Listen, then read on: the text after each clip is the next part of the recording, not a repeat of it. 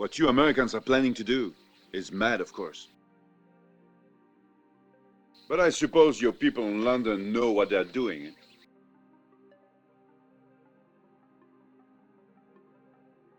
Hellboats is one of those rare films that focuses on motor torpedo boat combat, something you almost never see in war movies.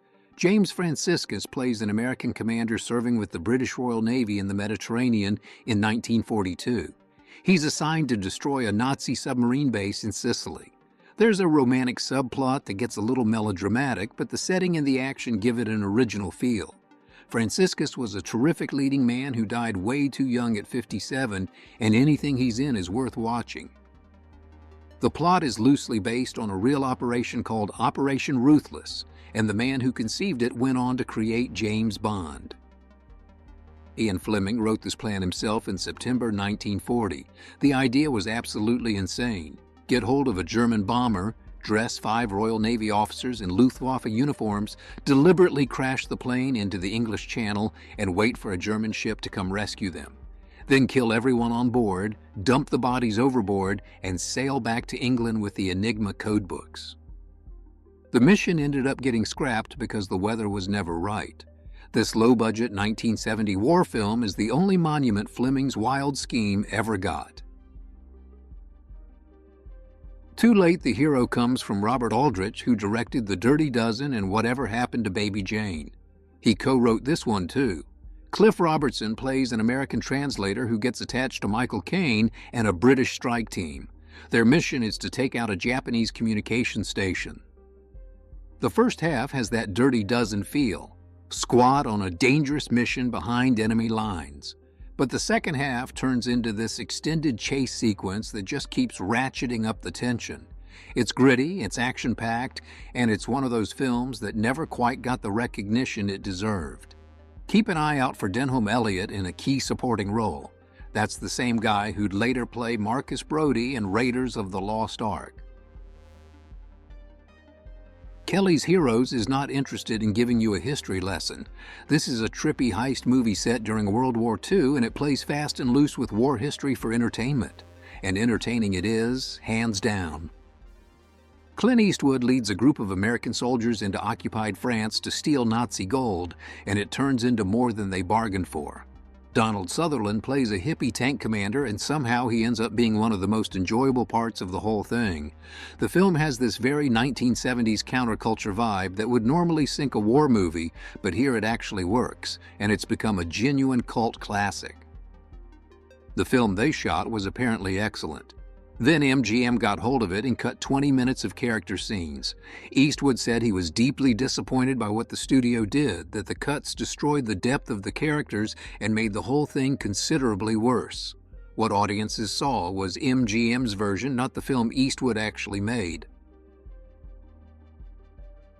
Midway is Hollywood's all-star depiction of the decisive Pacific Sea Battle of World War II. The cast is incredible.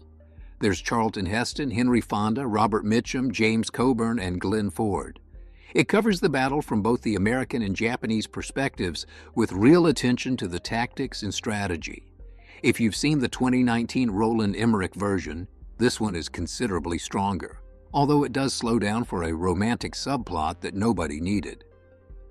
Most of the dogfight sequences came directly from 1942 newsreels. Pretty much all of the Japanese air raid sequences were lifted wholesale from Tora, like that one moment with a jeep getting thrown into a wall by a bomb blast. The Tora crew were furious when they found out their expensive footage was being recycled like this, but Universal didn't care. The film cost $4 million and made $100 million. The Eagle Has Landed is a 70s thriller about a German commando unit on a mission to kidnap Winston Churchill. Making the Germans the protagonists is an interesting angle, even if it's hard to buy Michael Caine and Robert Duvall as Nazis. The film starts a bit slow, but there's a strong second half and the finale works. It was directed by John Sturges, who also made The Great Escape and The Magnificent Seven, so you'd expect something solid. The problem was that Sturges had completely stopped caring. Tom Mankiewicz wrote the screenplay and considered it the best work he'd ever done. But he said later that Sturges had just given up. He was doing a poor job and everyone knew it. Editor Ann Coates is the one who actually saved the film and made it watchable. The moment filming wrapped, Sturges took his paycheck and left. Never came back for editing, never showed up for post-production. It was the last film John Sturges ever made. Tora tells the Pearl Harbor story from both sides. The studio split the production between an American cast and crew and a Japanese one, and let each side tell their own part of the story. The battle sequences still look incredible because they built real sets and blew them up for real. 5 Oscar nominations, 1 for Best Visual Effects, and those effects still hold up better than most stuff made last year. The original plan was even bigger. The studio wanted Akira Kurosawa to direct the Japanese side and David Lean to direct the American side. 2 of the greatest filmmakers alive working on the same movie. Lean walked almost immediately. Kurosawa stayed, and what happened over the next few months is hard to believe. He spent months filming with full studio resources, expensive sets, massive crew, everything he wanted. After all that time and all that money, he had 6 minutes of footage. None of it was usable. The studio fired him on Christmas Eve. His next film failed too. In 1971, Kurosawa tried to take his own life. His Hollywood career was over before it really started. Soldier of Orange is a fantastic Dutch film about a group of friends who get splintered by the Nazi occupation. Some join the resistance, some become collaborators, and the film follows what those choices do to all of them. Paul Verhoeven directed it a decade before RoboCop.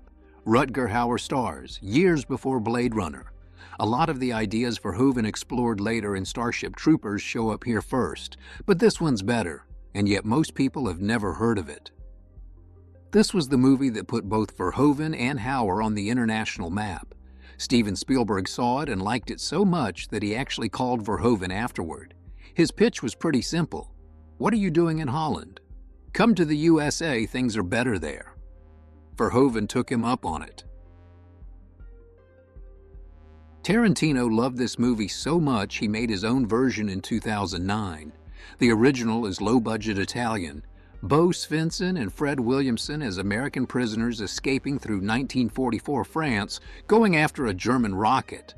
It's like a grittier version of The Dirty Dozen and just as much fun to watch. Halfway through filming, the Italian government showed up and took every gun off the set. This was right after the Red Brigades kidnapped and murdered their prime minister.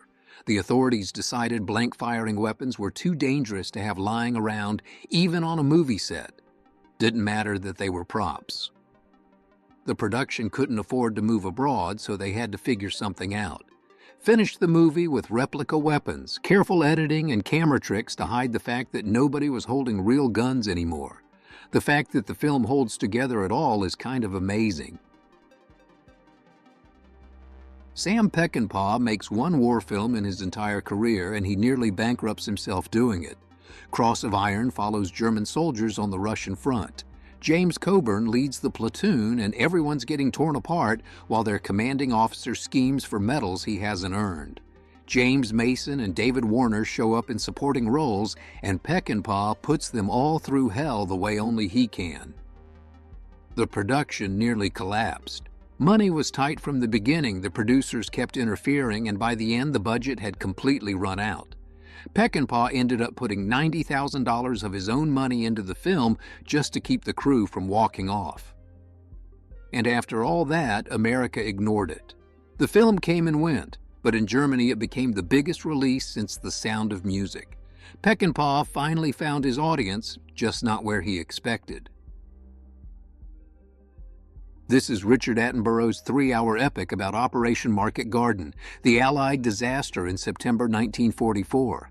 The first hour is a lot of planning and setup, but once the combat kicks in, the second half is worth it. Attenborough filmed it on the actual battlefields where Market Garden happened, with Dutch veterans watching from the sidelines. There's Sean Connery, Michael Caine, and dozens of other big names. The historical detail is almost obsessive, but that's exactly why the combat here doesn't feel staged. Nobody in Hollywood wanted to make this. A 3-hour film about a military defeat? Studios looked at that pitch and walked away. Who's going to pay to watch the Allies lose? Producer Joseph Levine believed in it enough to fund most of the budget himself. $9 million went just to the cast. He bet his own money on a story nobody else would touch, and the result is one of the most authentic war films ever made.